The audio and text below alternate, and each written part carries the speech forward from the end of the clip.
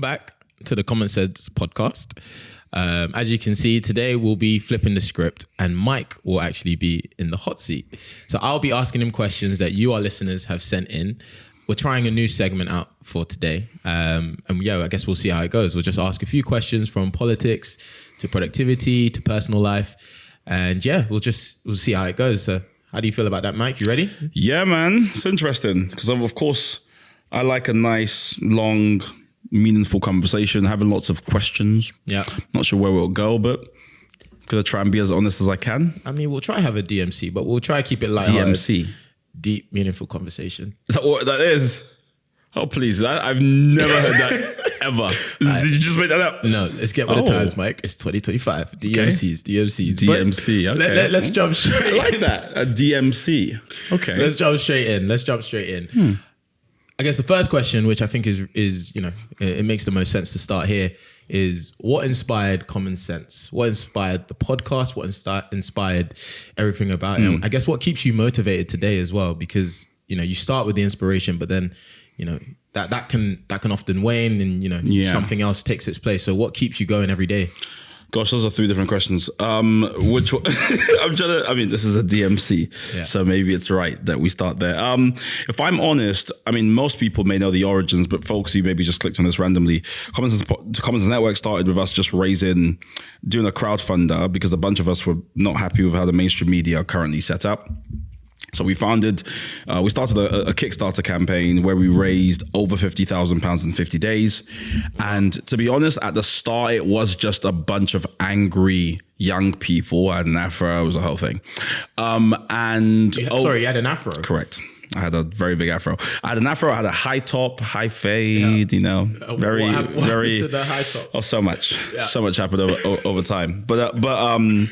Yeah, initially we're just angry about the mainstream media. We wanted to do something about it. And I think, that's as much organization as we had. Everything else just kind of happened. So it was basically, we would try something, it wouldn't work. Then we try something else, it wouldn't work, so on and so forth. And that's been the journey of the organization, just evolving around what works, what doesn't work, trying to stay true to the North Star. The podcast, if I'm being very frank, I hate podcasts. I'm not a podcast guy. I prefer documentaries. I prefer films, sort of highly curated, well-made, that sort of thing. The thought of people just talking, I'm just like, that doesn't sound interesting to me. Initially, we're a news network, so it's just like the next thing everyone's doing. So we really started one because everyone started one. That's the truth. But I think over time, I found that actually for what we're trying to do, which is have these really meaningful, deep, sometimes very nuanced conversations, a podcast format is actually perfect for it. So just literally the last episode we put out was with Sharma, who was this lady. You were in the kind of background here when we were recording it, talking about Palestine, Israel. Yeah, it was a real powerful conversation. Got deep, we got a chance to get nuanced. And I was like, you know what? That's probably one of the few times, and obviously throughout our history, that I've seen the power of a podcast format. Yes, you can talk about body count and you can talk about who pays in the first date and these sort of cultural zeitgeist sort of questions, or you can have a conversation about how you achieve peace in the Middle East and speak to a practitioner on the ground. It's all about balance. This is it. Get you someone that can do both. Yeah, and that's you, right? Oh no, I can't do the. I can't do the body count conversation. Don't worry, we might get there. Maybe That's not. Funny. Maybe not today, but there's a few questions from the zeitgeist, as you might call it. Okay. That we will discuss as well. I also forgot to say, so we have one rule of engagement for today's special episode, and that is if I start to pull on my ear, it's because they're really big. Yeah. I think they're the same size as yours, actually. That's not I have really small ears. Yeah, you have really small. I think Nigerians have really small ears generally. This is true. If I start to pull on my really small ears, it's because you're giving us a LinkedIn answer. Okay. So I hate LinkedIn, so that would never happen. But I take your point. Yeah. Okay, I'm not cool. being DMC. Yeah, exactly. You're not giving us the real mic, as you might call it. But no, that's all really, really powerful stuff. And I guess going back to the original inspiration, right? It was the outrage for what the media was representing. Mm-hmm. How much of that outrage do you think still exists today? Where do you stand? Where do you stand on, I guess, where media has taken us today? It's gotten so much worse. I mean, it's really funny that you can be working for, I don't know, the best part of 6 years trying to solve something and it gets worse over time. But I don't know. When I reflect on the media in the UK, it's a hot mess, as another cultural term. Our thing was, let's try and create a space for people who have different perspectives to hear from each other. What the mainstream media has done is created a system. So on its best days, the mainstream media is meant to be like the fourth estate, right? It's meant to be this other, sort of behemoth, big block that holds power to account, that shines a light on what's not being maybe like underserved communities. Like the mainstream media has a really powerful role to play in democracy writ large. Unfortunately, because of a bunch of reasons, primarily because of basically profit margins being set up as a sort of profit maximizers, a lot of institutions, news gatherers, etc., are totally focused on how do you make as much money as possible, which means you have to sell advertising revenue, which means you have to drive attention, which means you inadvertently contribute to a toxic attention economy where you're just trying to get eyes. Yeah. It's why you see clickbait. It's why you see Piers Morgan having like 25 people on the screen shouting at each other. And you're just thinking, what's the point of this? I watch these shows and I'm like, I'm so confused after watching it. So, I think the mainstream media in the UK is really failing. And what's even worse is you have a lot of organizations who maybe early 2000s, sort of mid 2000s, were starting as alternative news outlets. Yeah. We're going to do it properly, do it different. Case in point, say, take a Novara Media, right? Yeah. I was one of their subscribers when they had like 10,000 subscribers. Of course, they're probably at 1 million now. So they're not really fringe anymore. You can't call yourself fringe if you have 1 million subscribers on YouTube. You've got a massive subscriber base.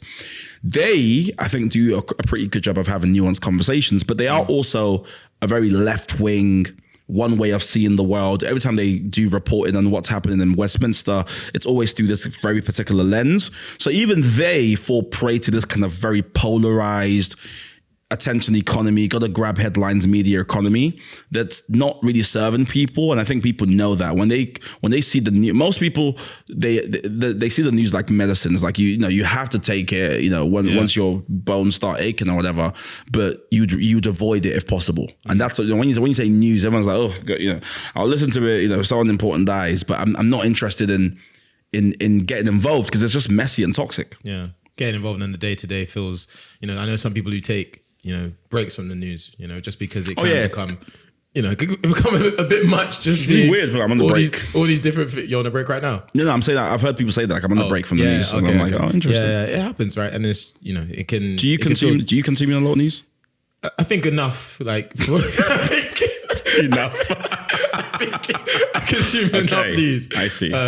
On the day-to-day, I'll click BBC, I'll click Sky News, I get alerts. Question though, why do you pick those ones? Because I asked someone this the other day in the office, like, why? So they don't work on our news side, they work in the studio. And I just asked them, I was like, what do you listen to? They said News, BBC. And I said, what? BBC, they said Financial Times. Why do you pick those ones? I think habit.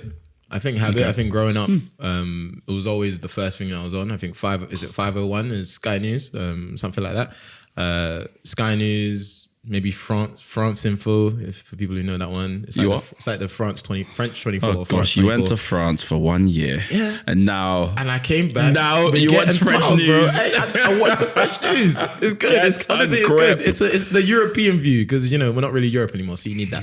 Al Jazeera, that kind of stuff. But it's all... You watch Al Jazeera? It's only because of habit, honestly. Okay. It's what my parents had on the TV, and BBC included, right? So... And do you feel like when you watch them, are you like, oh, this is fair, this is balanced, or...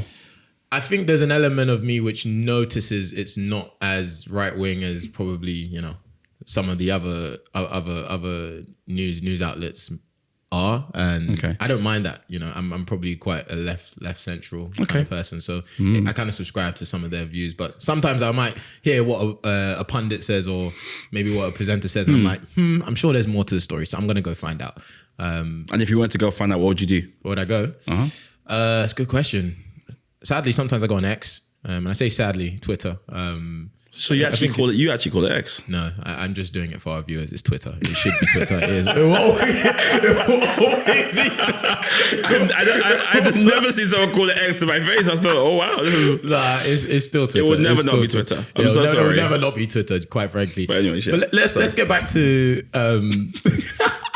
the new side of things. So what is something to you that should be, I guess, more heavily reported on, spoken about, at least for like the young people's concern? Like what is something we're not taking in as probably as much as we should be? Young people in the UK in general. I mean, because at the moment things that are, you know, dominating debate, unfortunately, is like this 100 men versus one gorilla conversation. Like, guy, very important conversation. It actually turned up on ITV the other day. I was quite confused. I should say, just as there is only one answer to this. I'm sure you know the answer, right? I mean, should we say it on free? Wait. Oh, no. You, I mean, there's okay. I mean, we can if you go. Go ahead. Should we just? Yeah. So you count to three, and I'll say the answer. So like 1, 2, 3. 100 men. Yeah, there we go. All right. Good. Yeah, that's done. Yeah, Next. That's done. All right. What is something in the news do you think that more young people should pay attention to? Yeah, exactly. Okay, I was actually thinking about this on the drive. I had a long drive this weekend. I was in Norfolk for a weekend away with another organization, and on the drive, I was thinking about economic growth. I am a bit odd. No, I'm being so serious. And here's this is my reason why. I thought to myself, right? Okay. So, you know, I'm probably on the extreme side of news consumption. I literally, every hour of the day I'm reading or listening to something or engaging with something. I literally watch news programs foot to rest. You know, I kind of have a problem. And if I looked at my last sort of 10 years of consuming information, you know, my undergraduate dissertation, my master's dissertation, it was all about how political discourse is becoming more right-wing around culture issues. My consumption has been all about culture issues.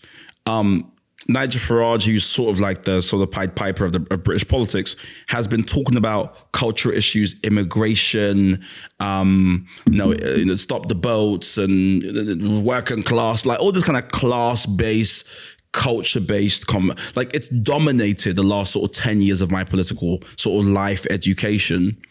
And what's funny is what's also happened over the last 10 years, you know, sort of since 2008, let's say, after the last quarter of 2008 financial crisis, whatever, subprime mortgages, whatever, is this country has not grown.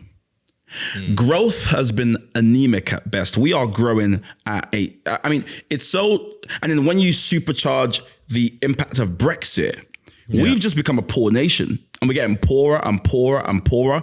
And successive generations, people think are going to be poorer than they're going to be poorer than their parents. And it's the scarcity mindset and the fact that the cake is basically getting smaller and smaller. And we're fighting over who gets the kind of last remaining crumbs of the cake. That's why I think the political debate is so charged and toxic. It's because there is a felt sense of lack and loss that exists in the country, such that, you know, people feel like, oh, these immigrants are coming and there's no space, there's no money. And it's like, to a sense, they're right in that it's been managed decline really since Brexit. And so I was thinking to myself, what would it look like for us to see a 6%, you know, growth in GDP? I think people would lose their minds. If we saw like a 3% growth, if the OBR sort of said, oh, in the next year, we're going to see 2.5, people would go, what? Because there's all 0.1 and shrink by 0.3 and all. Yeah. And so I actually think, I mean, you might feel like it's a LinkedIn answer. It really isn't, because I just think this country is in a season of managed decline, and there aren't any bold ideas from anyone in the political class about how we supercharge growth.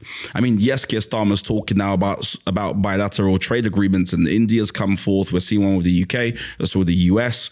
But again, these things are at best going to deliver a couple £1 billion worth of growth, which is similar to what a government spends in like a month. It's just, well, not a month, but pretty much in a quarter. It's just not that much money. It's not transformational. It's not going to change anything. It's not going to create opportunities for young people. So for me, growth, as much as it might seem technical, is one of the biggest issues that this country faces. We are not growing. And rather than talking about that, we're debating, who's kind of integration and immigration, all these other things that, quite frankly, aren't going to change anyone's life. They aren't going to make a difference, right? They're not the big thing that's going to, what is it called? They're £5 questions. We need to be asking £10,000 questions. Yeah. Nice. I like that. That's a good one. That's a good take. Could also find its way on LinkedIn. By the way, might have to summarize it. Might have to use ChatGPT to turn it into baby. What are the £5 questions that we are answering when we should be thinking about the 10,000 one? Correct. 10,000 ones. Okay, cool. Let's go into something a bit more, personal. Because thinking about economic growth on the drive to a retreat is very. But I mean, do you not think about stuff like that?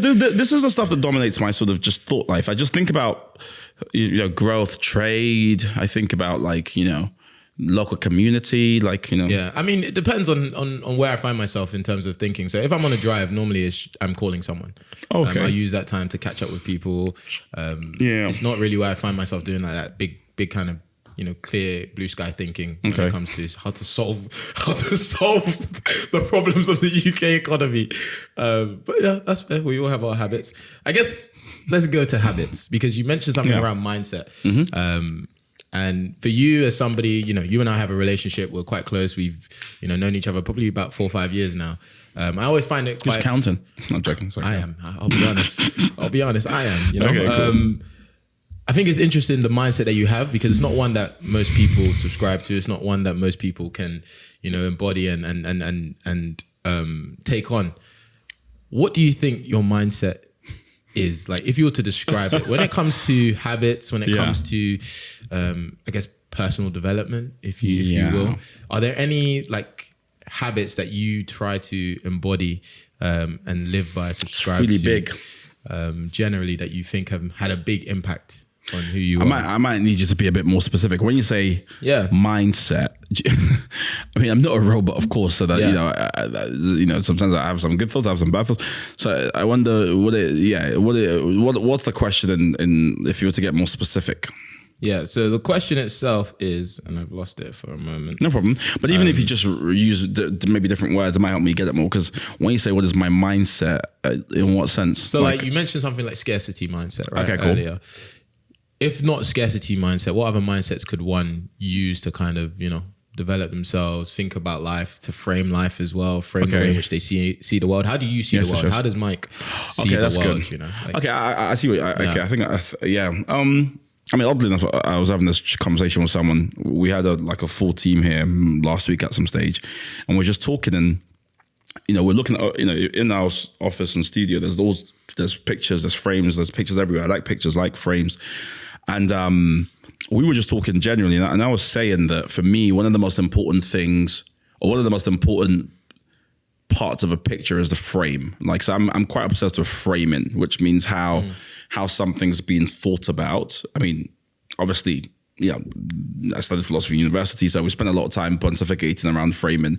But sorry, pontificating? Pontificated, just saying a bunch of random stuff, basically, around framing. That's what my degree was, is just chats about how to think about something. But so I do spend a lot of time there, and like the scarcity mindset thing is a frame, because the truth is, with immigration is such an interesting debate, because net migration sure is increasing, but it's increasing all around the world. Humans move around. It's not breaking news. But the way Nigel Farage just framed it, and using words like invasion and swarm and boats, it conjures this image of undesirable people coming to steal from us at a time where we don't have much to give and we're crumbling. And so with that framing, people of course get scared. They're like, oh my gosh, something's happening, and they just vote for people who they're gonna stop it.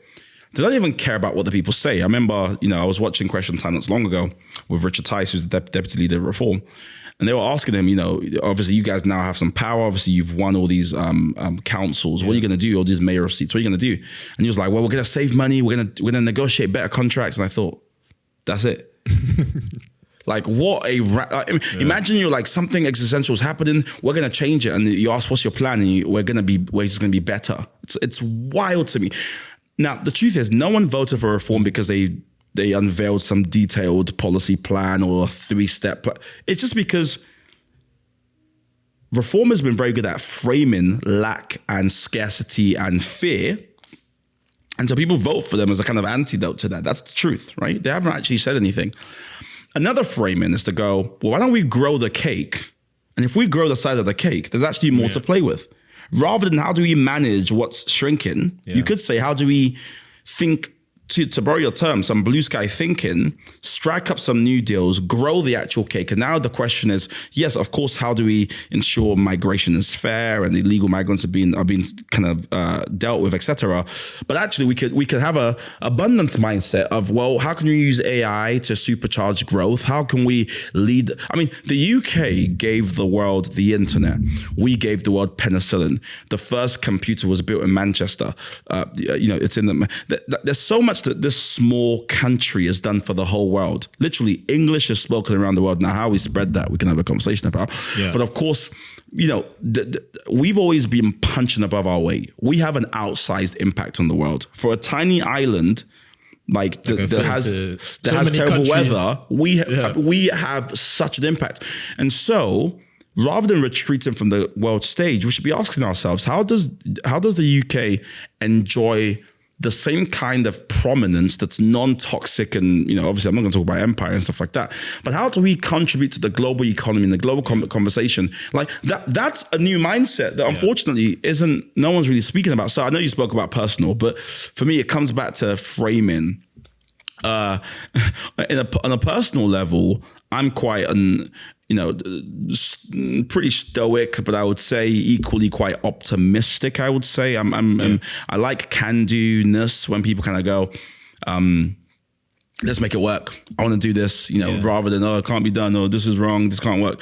I struggle around kind of like people who don't have initiative and sort of make things happen. People who kind of like, I asked them, they said no. I'm like, but find a way for them to just get there. Just get there. Correct.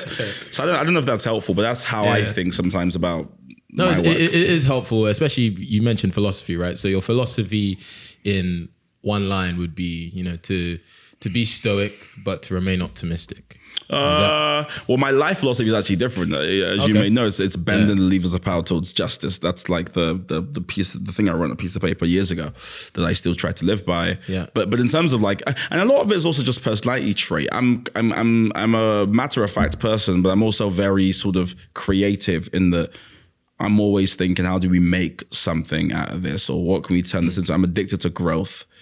I love seeing things grow, blossom, become more. Yeah. And if I see something, I'm like, what can we add to, how can we take it up a notch? Yeah. That's just a personal, I don't want to pretend I've worked. It's just a personality trait. Yeah. I would probably, I don't know. Do you feel like your personality is being shaped that way through your upbringing in a way? I mean, undoubtedly, yes. Yeah. How? I'm not so sure. I mean, sport probably might play a big part. Sport probably just gives you a stock of Sorry, which sports did you play? Oh, lots of sports. Yeah, but which sports did you play? So many. Yeah, but did you play? You say, can so you play? Many. When a guy asks you, can you play? Someone asks you, can you play? Yeah. Which ones could you play? A lot of sports. I struggle talking about myself. This is feeling quite uncomfortable. Table tennis, sprinting, running, basketball. I played a lot of sports. Wait, basketball? I do play basketball. We played basketball once. You did? Yeah. How did it go for you? How did it go for you? It's a question. I got buckets.